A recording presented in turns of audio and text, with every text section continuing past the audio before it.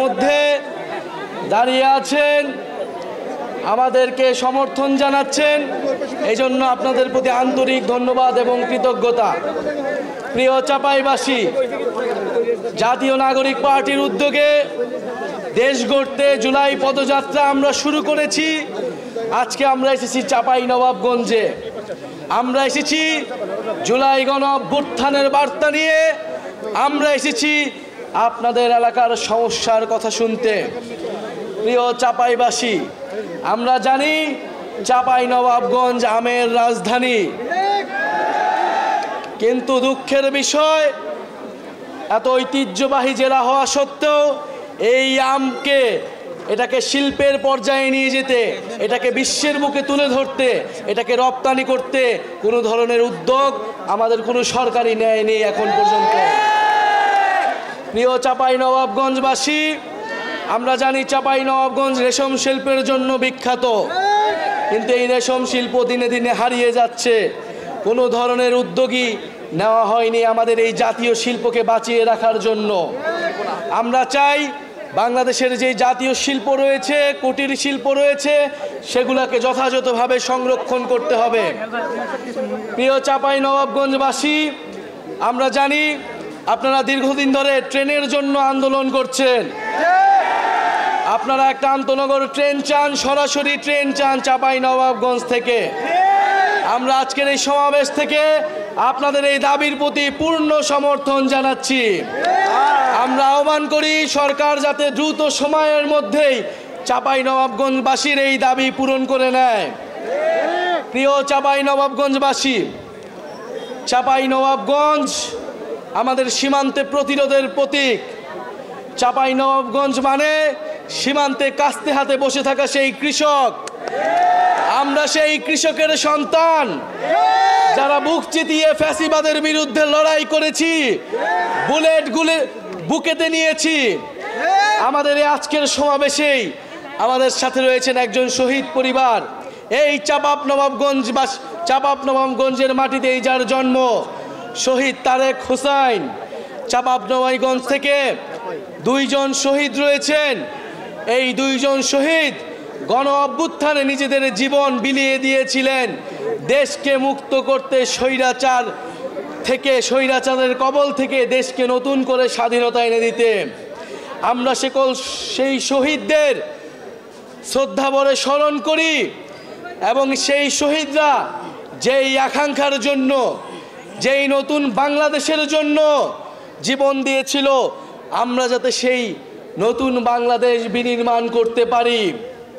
প্রিয় চাঁপাইবাসী, আজকে অনেক কথা বলার ছিল, কিন্তু জানি আপনারা অনেকক্ষণ ধরে অপেক্ষা করছেন। শুধু এতটুকুই বলতে চাই, গণ অভ্যুত্থানের পরে আমরা একটা নতুন বাংলাদেশ চেয়েছি। গণ অভ্যুত্থানের পরে আমরা রাষ্ট্রের মৌলিক সংস্কার চেয়েছি।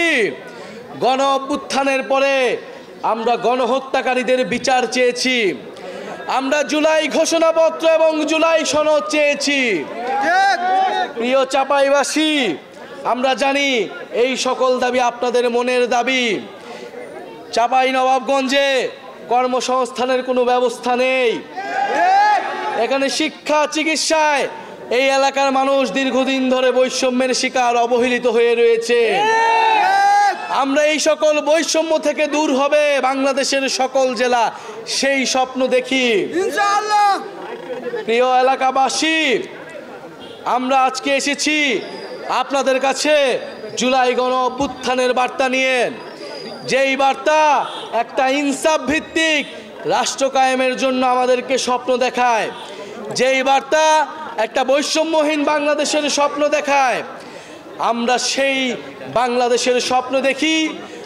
আমরা স্পষ্টভাবে আজকের সমাবেশ থেকে বলতে চাই, সীমান্তে বিএসএফ আন্তর্জাতিক আইন লঙ্ঘন করে এখানে গ্রেনেড মারে, এখানে বোমার বিস্ফোরণ ঘটায়।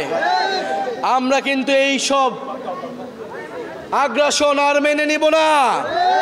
অনেক কাল হয়েছে, সীমান্তে অনেক বাহাদুরি হয়েছে দাদাদের, সেই বাহাদুরির দিন শেষ হয়েছে। যদি আর কোনো সীমান্তে কোনো ধরনের পায়তারা করা হয়, যদি সীমান্তে আগ্রাসন চালানো হয়, সীমান্তে আমার ভাইদের উপর হত্যার চেষ্টা চালানো হয়, আমরা সীমান্তে লং মার্চ ঘোষণা করব। আমাদের সীমান্ত আমরাই রক্ষা করব। প্রিয় চাঁপাইবাসী, আজকে আমরা এসেছি 64 জেলায় আমরা যাচ্ছি দেশ গড়ার আহ্বান জানিয়ে, দেশ পুনর্গঠনের অনুরোধ জানিয়ে। এই দেশ আপনার দেশ, আমার দেশ, শহীদের রক্তে রঞ্জিত দেশ। যেই তারেক এই চাঁপাই নবাবগঞ্জের বাসিন্দা, মাত্র 16-17 বছর বয়স, কাঠের দোকানে কাজ করত, সেও এই জুলাই গণঅভ্যুত্থানে অংশ নিয়ে শহীদ হয়েছে। আপনার সন্তানেরা শহীদ হয়েছে, আহত হয়েছে দেশ সংস্কারের জন্য, নতুন বাংলাদেশের জন্য, সমৃদ্ধ বাংলাদেশের জন্য। সেই স্বপ্ন পূরণ করা আপনার আমার দায়িত্ব। আপনার আমার কাছে সেই স্বপ্ন হচ্ছে আমানত। সেই আমানতের খেয়ানত আমরা করতে পারি না।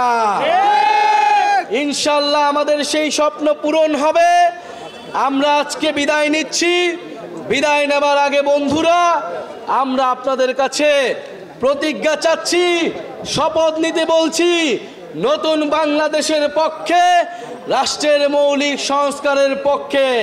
আপনাকে শপথ নিব, নতুন বাংলাদেশের পক্ষে আমরা আছি, সংস্কারের পক্ষে আছি। এই মুহূর্তে কি দরকার? এই মুহূর্তে দরকার বিচার আর সংস্কার। এই মুহূর্তে দরকার বিচার আর সংস্কার। ক্ষমতা না জনতা,